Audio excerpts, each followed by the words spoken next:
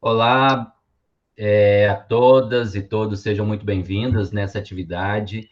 Esse momento é um momento muito especial para nós, onde nós vamos apresentar para vocês um pouquinho da trajetória das ações que são realizadas com a equipe do Serviço Especializado em Abordagem Social da Regional Centro-Sul, do Centro de Referência Especializado.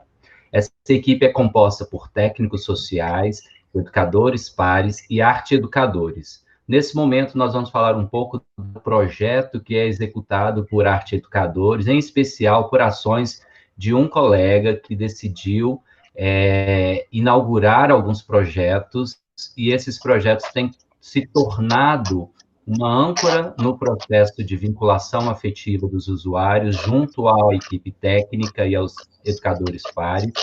E nesse sentido, é muito importante que nós tenhamos condições de dar visibilidade a esse trabalho para apresentar para a cidade as propostas que são criadas e consolidadas no campo da proteção socioassistencial de pessoas em situação de rua. Então, eu convido a conversar conosco o nosso arte educador, Flaviano Aurelis. Bom dia, olá, meu nome é Flaviano, né, como o Sérgio apresentou, eu sou de formação do serviço social, mas já tenho uma trajetória aqui na PBH já há um tempinho, né, iniciei no Barreiro, como estagiário de serviço social, e fui conhecendo ali, então, as demandas dos usuários, as questões sociais, né, as manifestações delas, né, as questões, né, do acesso do cidadão, enfim, né? E hoje eu estou fazendo parte dessa equipe da Centro-Sul de Arte e Educação, na qual, assim, ao chegarmos na Centro-Sul com essa nova proposta, era um desafio e desafiador também, porque lidar com pessoas em situação de rua é um vasto mundo. Trans, mulheres, homens, violências, tudo que a gente pode pensar acontece nesse contexto. Mas acontece num contexto também que traz histórias de vidas. E é isso que eu venho falar para vocês, sobre as narrativas. As narrativas, elas são algo que faz o quê? Dar sentido. Ela reflete, ela amplia, ela traz visibilidade, né? Ela provoca o outro a contar a sua história, a se protagonizar. Quando eu falo da minha história, eu estou dizendo de mim, né? Eu começo a refletir sobre quem eu sou, né? E se, de repente, né, as pessoas que a gente atende, acontece alguma situação que os leva, os remete às ruas, a gente tenta resgatar, assim, essa história, trazer de volta, né, essa narrativa, essa poética de vida dele. E é interessante, eu fico muito encantado, muito apaixonado com esse serviço, quando a gente chega na rua, que a gente começa a escutar, simplesmente, nosso trabalho ali, inicialmente, lidar por uma escuta sensível, uma escuta atentada naquilo que potencializa o sujeito. Eu fico muito atento a isso. De repente, eu falo da minha história. Eu sou uma pessoa que, na minha infância, eu era apaixonado por teatro. Aí eu vou e sofro um rótulo lá na minha família que teatro era coisa de gay, que não sei o quê, que não sei o quê. Então eu pego e abandono um pouco disso e vou para outros caminhos, porque a gente sofre, né, esses rótulos sociais. E a população de rua, ela sofre um rótulo social também, ela é colada o tempo todo. Então, eu já me identificava num lugar de luta, né? De um lugar que eu nem entendia muito bem, mas já sofri um rótulo por ter um comportamento diferente, por ser uma pessoa mais ligada ao teatro, desde a infância. Então, eu já sofro ali, na minha base de crescimento, vários preconceitos, vários rótulos. E aí, uma coisa que me encantava muito era a contação de história. Sempre me encantei por esse lado da contação de história. Minha mãe me contava várias histórias. Eu achava aquilo maravilhoso. E aí, quando eu chego na minha trajetória de trabalho, né, trabalhei como técnico, gosto muito, acho admirável, né, o trabalho da equipe técnica, é fundamental para o nosso trabalho. Mas, assim, uma coisa que me trouxe mais forte, esse encantamento pela arte, pela narrativa, pela história, pelas memórias afetivas das pessoas. Então, quando a pessoa me conta assim, algo da história dela e tal, aí eu vejo que tem uma potencialidade nesse sujeito. É ali que eu faço a minha pega, a minha amarra, né? Flaviano, recentemente nós desenvolvemos uma pesquisa, né, de mestrado, onde nós trabalhamos com as representações sociais das mulheres em situação de rua da Regional Centro-Sul, sobre violência. Como que é o contato, né, da equipe profissional, da equipe técnica, com as narrativas dessas mulheres no contexto de violência? Como que você percebe os esquemas e as formas que essas mulheres têm como estratégias de superação da experiência delas em relação à própria violência, a violência dos pares, dos parceiros, a relação de violência de gênero? Você aborda esses textos e esses conceitos e esses temas junto com essas mulheres? Qual que é a percepção construída entre o diálogo dessas mulheres com você durante as suas abordagens? Então, Sérgio, eu até vou mostrar um desenho aqui, posso? Eu tenho um Claro. que é de uma Você tem um mulher. arsenal de materiais aí, são utilizados durante suas atividades? Isso, esse aqui seria um convite ao autorretrato. É uma sombrinha que ela é uma mostra que ela perpassa a cidade. Quando eu saio para fazer as abordagens junto à equipe, eu levo ela e tem um propósito, que é um convite da pessoa se olhar no espelho e fazer um desenho do seu rosto. Em uma dessas abordagens com as mulheres, eu encontro uma mulher que ela faz um desenho para mim. Aliás, eu convido ela a fazer o autorretrato. Ela fala assim: eu não consigo desenhar, gente, eu não vou achar aqui agora o desenho dela, mas ela não conseguiu fazer o desenho, ela tinha bebido, ela não estava bem e ela estava machucada. E ela estava junto do companheiro, eu perguntei para ela: está tudo bem com você? Ela sorriu disfarçadamente, como quem disse: eu não posso dizer. Aí eu entendendo que ela subfala dela, eu continuo meu atendimento. Eu falei: então eu posso fazer um desenho seu? E começa a desenhá-lo. E que quando a gente começa a fazer esse desenho ali junto, de eu conversando com ela, foi a minha mediação para poder fazer o quê? Com que ela pudesse me trazer os elementos da sua história. E ela me conta que viu sua mãe ser assassinada, todo um contexto de violência desde a sua infância. Aos 9 anos de idade, ela vem para as ruas, e aí ela vai morar com uma pessoa, enfim, sofre N violações. E nesse dia ela tinha sido violentada por esse companheiro, né?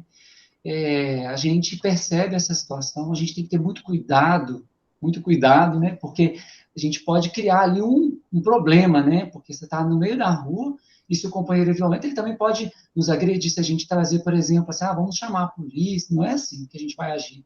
A gente vai tentar entender essa história, tentar um diálogo com ela também mais possível, assim, distante dele, para segurar ela, a segurança dela, e tudo, e também orientá-la enquanto cidadã, despertar enquanto mulher, seu direito, né? Que ela não está ali para ser saco de pancada de ninguém. E assim, na minha experiência, Sérgio, eu tenho visto muito isso, né? Muitas vezes a mulher se arruma um companheiro para que ela não seja violentada por vários na rua. Então ela vai ter um e ela vai apanhar de um para que aquele um ali cuide dela. É muito duro, é muito triste. Mas eu tive um contato com uma que foi muito interessante, que, assim, além de ter a violência, existe aquele machismo também colocado dentre os homens, assim, de que elas é que têm que procurar comida, elas que têm que buscar doação, elas que têm que fazer todo o movimento. E eles ficam lá, na maloca, mandando e desmandando e brigando com as mulheres. E uma delas foi se empoderando com esse trabalho nosso de memórias, de afeto. Eu me lembro que a gente contou esse fundo aqui, que é eu posso explicar daqui a pouquinho sobre ele, é uma trajetória que eu trago, uma narrativa de vida da minha família, que é interiorana, e eu trago então um pouco desse recorte do interior. E aí ela gamou naquilo.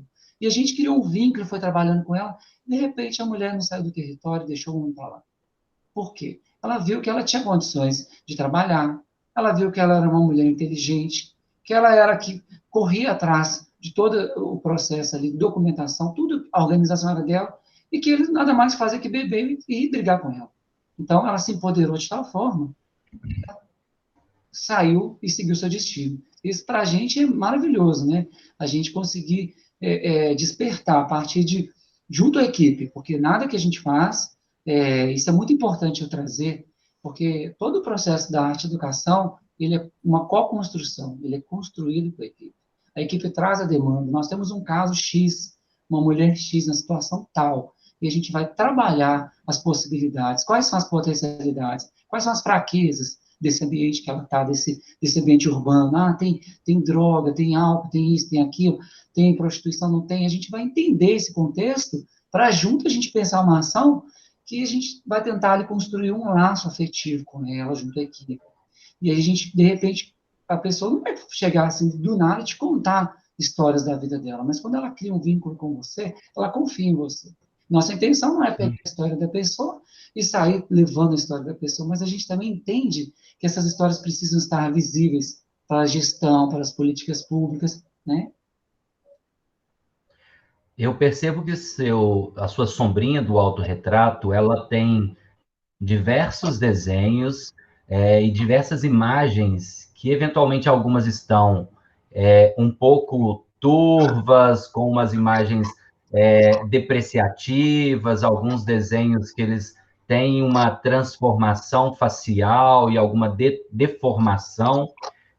Você fez algum processo de antes e depois com essas pessoas, para que elas pudessem se perceber durante o processo de intervenção do serviço de abordagem e a sua própria autoleitura, o seu reconhecimento de imagem, identitário? Como que foi a experiência de trabalhar com esses grupos de uma forma longitudinalmente?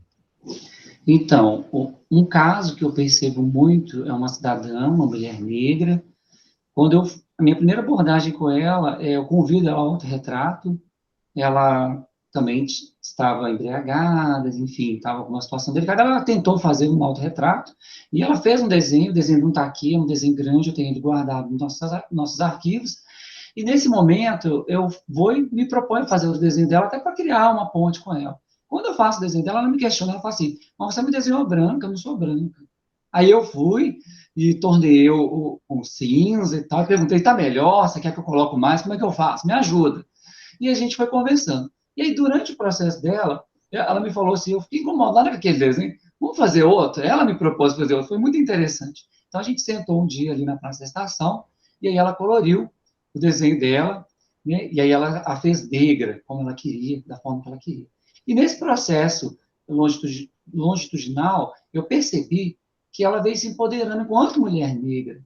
Ela veio falar, cada vez mais ela falava comigo assim: eu sou negra, e eu sou assim, eu sou assada, e é isso que eu sou. Então, assim, eu percebi nela essa mudança. A gente fez de tudo para que ela pudesse ser inserida num contexto de república feminina.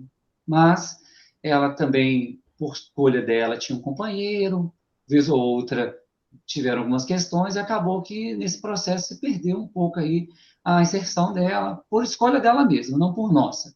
Mas o que eu percebi nela foi esse empoderamento enquanto mulher. A gente chegou a fazer uma sacola, e essa sacola eu propus para ela fazer ela com a figura da mulher negra também. Então, assim, como que isso foi tomando força com ela? E ela é uma defensora, ela parece uma mãezona na rua. Ela defende as mulheres, os gays, as trans. Ela faz um papel, assim, muito social, um papel de intervenção no espaço que ela está. Então, assim, isso eu pude perceber nesse processo de reconhecimento do autorretrato. Como que isso provocou nela a identidade dela também. Eu tenho aqui ao fundo algumas pinturas que foram realizadas pelo Gerson. Gerson é um ícone, né, na abordagem de rua, na circulação da cidade. Ele se localiza próximo a Itajubá, ali nas mediações da região Floresta. E ele me presenteou com esses painéis. Ele faz questão de não vender e comercializar esses painéis. E ele diz que a marca da identidade dele das ruas é a construção da arte. Eu percebo que a vinculação da arte com você, junto com os usuários, ela também traz um processo de identidade, e eu estou vendo uma estampa, um desenho aí meio interior, caipira, sertanejo. Eu queria que você contasse um pouco dessa história que está aí ao seu fundo e de onde surge o personagem que advém, né, desse desenho. Então, Sérgio, esse desenho que está aqui ao fundo é uma menção à história da minha família, que é interiorana, eles são do interior de Capela Nova. E eu conheci um senhor chamado Geraldo, nascido em Carangola, que me contou muitas histórias. Eu me inspirei na pessoa dele para dar vida ao personagem chamado Seu Geraldo de Carangola, que é onde eu fiz uma costura com a história da minha família, com um pouquinho da história desse conhecido meu, já falecido, uma homenagem para ele, Geraldo de Carangola. Então, assim, o que acontece com o Seu Geraldo de Carangola? Que tem o Geraldo e a Chica, são os personagens da história. Eles se casaram, moraram no interior de Capela Nova, construíram uma casinha de pau a pique, que eu até tenho aqui para mostrar, que eu levo ela no território junto comigo para que os usuários possam ver e provocar esse usuário que veio do interior. Então, essa é uma composição minha, eu que criei, ela tem um fogão de lenha e tudo. Eu fui, assim, criado, né, no interior e vim para Belo Horizonte morar com a minha família aqui, então eu tenho uma vivência interiorana. Então, e sei bem como é a criação de pessoas do interior, né, mais duras, mais severas, a questão moral, tudo muito acentuado, né. Então, o seu Geraldo, ele é um pai de família de 10 filhos, só que ele tem 10 filhos e ele se desentendeu com esses filhos todos, e a Chica faleceu, e ele vendeu tudo, dividiu tudo e veio embora morar em Belo Horizonte. E veio morar no aglomerado, e de vez em quando ele sai para a rua, sem eira, sem beira, levando a sua arte, contando caos. É esse o seu Geraldo. E o seu Geraldo traz, então, uma figura de violência. Ele nasce para poder mostrar a violência contra o idoso, sobre o idoso, né? Então, assim, eu provocava muito o seu Geraldo já há um tempo na Regional Norte, quando estive lá, com as pessoas idosas e com deficiência. Ele era um provocador. Ele trazia a história que um dos filhos dele havia tomado o dinheiro da sua pensão e brigado com ele, enfim. E aí ele traz esse retrato, né, uma figurinha muito engraçadinha, cheia de história, mas que traz a violência. E a rua também tem esse retrato da violência, que muitas vezes a gente chegar e falar da violência na rua é complexo, mas quando você chega com uma pessoinha vestida de velhinho, com sacolas no lado nas mãos, apresentando uma casinha, apresentando um cafezinho, totalmente informal, isso gera uma empatia do usuário, uma abertura. E se ele tem uma vivência no interior, aqui você abre e ele conta também sua história. Eu tive várias experiências com pessoas idosas que nunca havia falado para a sua origem, de onde tinha vindo, e de repente, ao seu Geraldo, aquela pessoa ele contou. Contou porque não era uma pessoa que estava perguntando, querendo saber, mas era um personagem que trazia uma história também, e dividiu com ele. Então, essas narrativas de vidas também, eu acho muito importante, porque a gente precisa de elementos provocadores, né? E dentre esses elementos provocadores, além disso, eu usei também o que a gente chama de cubo de memória. Eu vou mostrar que eu acho que faz todo sentido. Muitas vezes a gente chegava para abordar um cidadão e ele está assim, tenso, né? Passou a noite mal e tal. Aí eu convidava assim: você quer jogar um jogo comigo? Eu apresentava esse cubo, ele chama cubo de memória. E tem várias perguntinhas aqui que são de memórias de afeto. Qual foi a primeira vez que você foi ao cinema? Qual foi a música que mais marcou a sua infância? E aí, de repente, ele cantava aquela música. Aí, nossa, nessa época eu me sentia tão vivo. Nessa época, meus olhos brilhavam, eu era assim, assim, assado. Mãe, ai, que saudade de casa de mãe. E quando essas potências saem da memória, é algo muito poderoso para a gente trabalhar, porque ele proporciona a pessoa sair do lugar. Eu falo, mas e por que você parou de acreditar no seu sonho? Por que você parou? O que aconteceu? Ah, eu separei, ah, aconteceu isso. Falei, mas e agora você já passou isso? Agora você está num outro tempo. E aí a gente joga mais o dado ali, de repente, ah, eu fui hippie nessa época, ah, eu sou professor, sabia? Eu estou aqui na rua, e aí vai contando. Gente, é muito interessante, porque a memória afetiva é algo assim que é como se fosse uma gaveta. Está lá fechadinha, empoeirada, ninguém mexe, ninguém taca. De repente você abre aqui, sai para fora um tanto de coisa. E tem coisa que dói, às vezes eles nem tiram o que dói. Só tiram aquilo que faz ele se sentir vívido. Mas também, às vezes aquilo que está meio dolorido nele, ele fala também ali naquela hora, sabe? E é importante, porque ele joga aquilo para fora. E a gente fala assim, ah, tá, que bacana e tal. Então, assim, por exemplo, os casamentos, né, que aconteceram, os casamentos simbólicos. De onde que surgiu isso? De repente, numa conversa dessas, de memórias afetivas, a pessoa solta assim, nossa, meu sonho era casar, mas era aqui na rua, meio-dia, e tal, tal, tal, tal. Então, a gente pegava aquela narrativa e costurava aquilo com o usuário, e ia fazendo vários encontros, vários trabalhos, narrativas, vivências. Ah, teve um senhor que me contou que adorava quibe. que o que me lembrava a madrinha dele. A madrinha dele se chamava Isabel. Esse senhor, ele chama senhor Rogério. E todas as vezes que a gente ia atendê-lo, ele tinha uma dificuldade de falar para a gente sobre a identidade. E a gente não conseguia localizar a certidão. A equipe técnica procurava, mandava carta para cartório e nada, e nada, e nada. Aí, do nada, assim, ele conseguiu o número do RG dele. Com o número do RG dele, ficou muito mais fácil para acessar a certidão dele. Aí, quando a gente levou a identidade, aí, como a gente já tinha feito uma introdução com o seu Geraldo, a gente achou assim, vamos levar com o seu Geraldo, já que ele criou essa coisa. Então, o seu Geraldo foi entregar a identidade dele, e a felicidade dele foi completa, né? E a gente já tinha passado por uma vivência ali, né? E tudo. Ele também teve uma perca, ele trazia na sua história. Quando o seu Geraldo contou a história dele, ele falou assim: minha casa pegou fogo, sabia? Sabe por que eu estou na rua? Porque minha casa pegou fogo, eu desgostei demais da vida, né? Então, assim, eu acho tão interessante quando esse elemento casa aqui, ele é apresentado para as pessoas, a casa faz pensar muita coisa. Por exemplo, por que a maloca é segura para ele e a casa não? Porque muitas vezes aquele ambiente familiar que ele morava não era seguro, era violento, trazia medo para ele, trazia uma memória ruim para ele. Então, às vezes, ele entende a rua como esse lugar de morada, né? Como esse lugar especial. Você disse maloca. Me explica para gente o que significa esse termo na construção e concepção dos usuários em situação de rua. Bom, a gente sabe que a maloca mesmo, o nome dela é originária da tribo indígena, né? Maloca, né? Aquela espécie de moradia ali, uma cabana, né? O que eu escuto deles, eles falam assim para mim, né? O que eles trazem para mim sobre a maloca, né? Que é esse lugar acolhedor, que é esse lugar que é onde ele não foi acolhido e ele é acolhido, né? Eu recentemente a gente fez esse trabalho com histórias de maloca, né? E aí sai tudo, né? Sai família, sai irmandade, sai relacionamento, sai tudo de dentro da maloca. Então a maloca, ela seria o quê? Essa casa improvisada na rua, no fundo deles, um desejo de ter uma casa, porque não teve um que eu conversei que não falou assim, no meu desejo íntimo, eu queria ter uma casa. Mas eu não tenho hoje como ter uma casa, então isso aqui é minha maloca, né? E muitas vezes algum não vai ter uma espécie de maloca, mas ele deita na rua e ele também entende aquele lugar de deitar ali na rua como maloca. É muito interessante. E a gente percebe também alguns que se apropriam de malocas como uma casinha, chega a enfeitar, chega a colocar flor, fogãozinho, tudo. Você acha uma mini casinha dentro dessa moradia improvisada, né?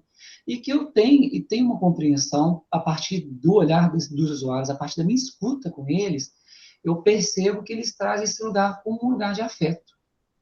As minhas entrevistas, as minhas escutas, as captações feitas de histórias de maloca, teve uma que falou comigo assim, que a maloca pode ser o céu.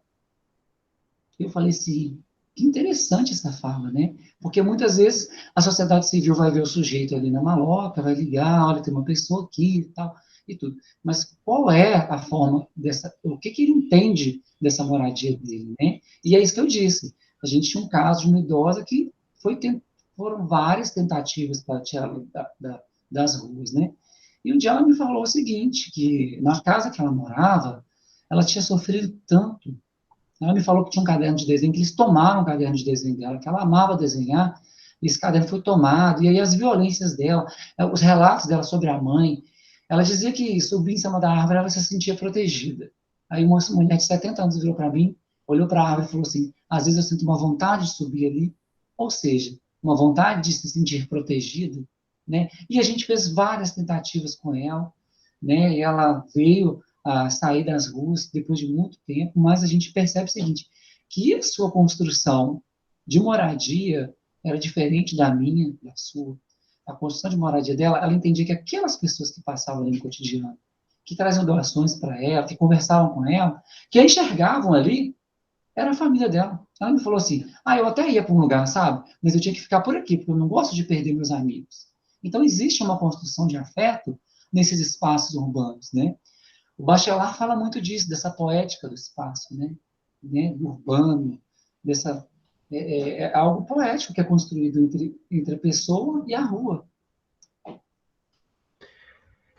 Hoje nós temos que trabalhar com uma ação de sensibilização social em relação a um convencimento de que as pessoas não estão nas ruas por uma escolha deliberada, que existiu um processo de violação de direito, de exclusão dos seus lares, de perdas, né, baseadas em violência, estupro, exploração, trabalho escravo, uma série de aliciamentos à prostituição, exploração sexual, e traduzir isso para a sociedade hoje tem se tornado uma grande dificuldade, porque eles não permitem se adentrar nesse universo, que é esse universo familiarizado com a população em situação de rua, porque vêem exclusão e o que eles querem mesmo é esse distanciamento social.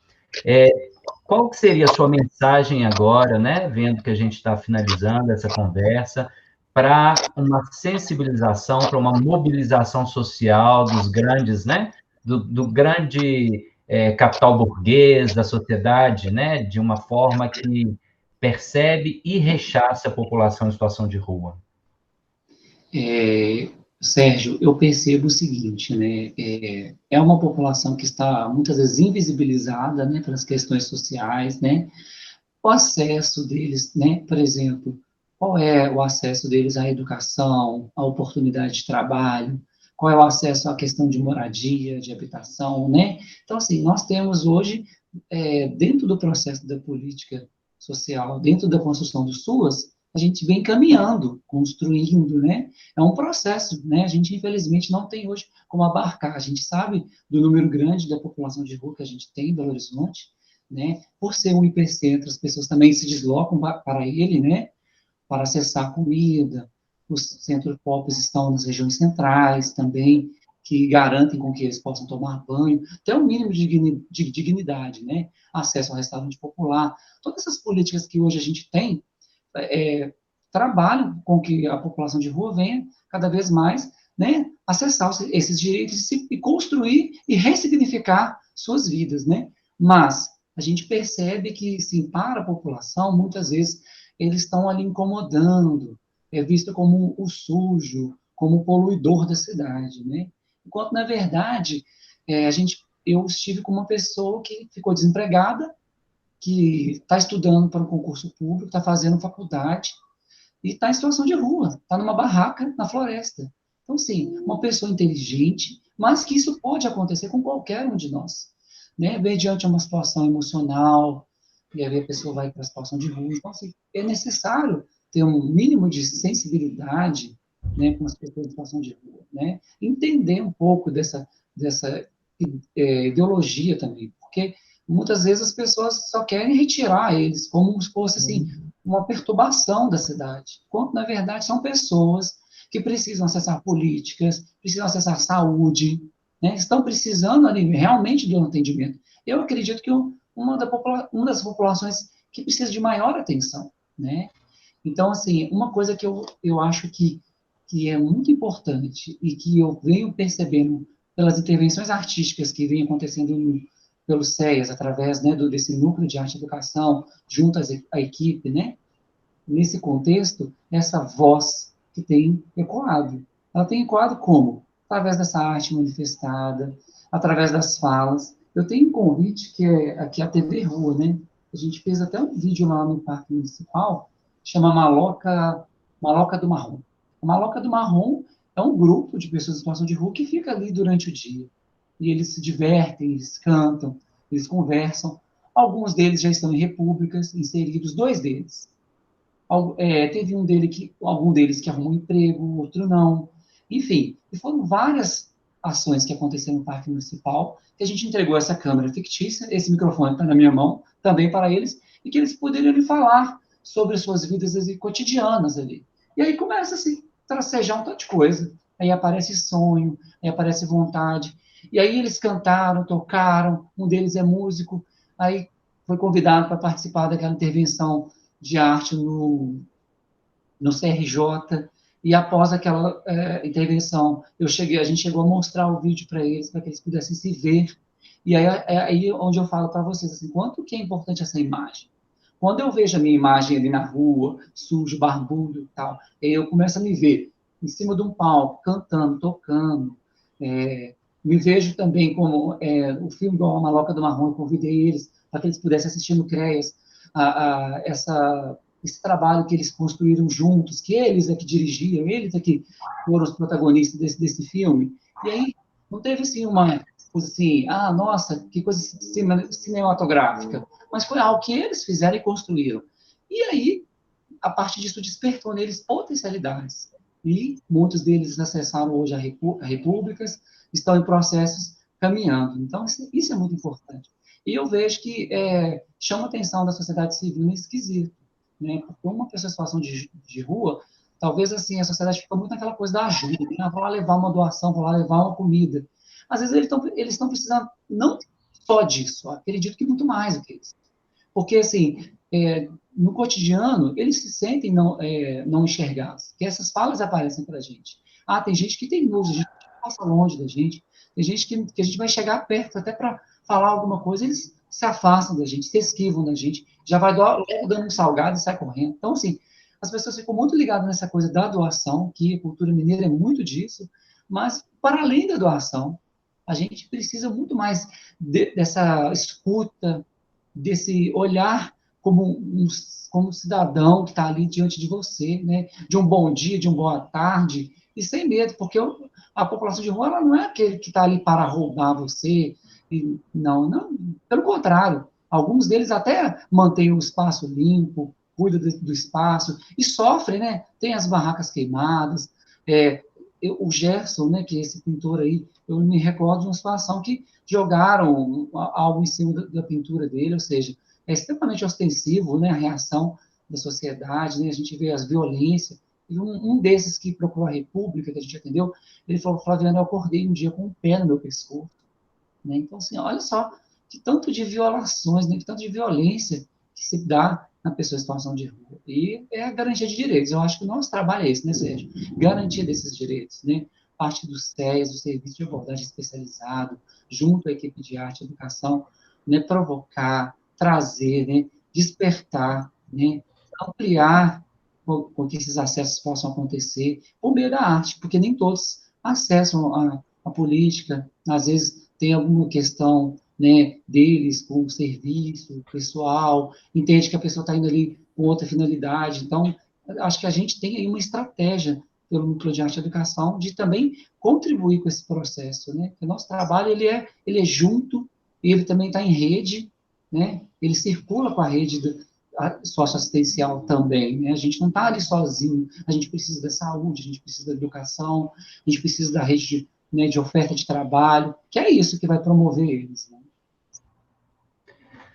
Ok, eu te agradeço muito, Flaviano, pela sua disponibilidade em estar conosco, né, nessa pílula de conversa, falando um pouco sobre os processos de trabalho da arte e educação junto com a equipe do Serviço de Abordagem Social, que compõe uma estrutura de trabalhadores, né, mais diversos, entre vários profissionais, classes e categorias, além de ter, né, a equipe técnica, a arte e educação, com profissionais também de nível superior, que trabalham nas mais diversas áreas das artes visuais, cinema,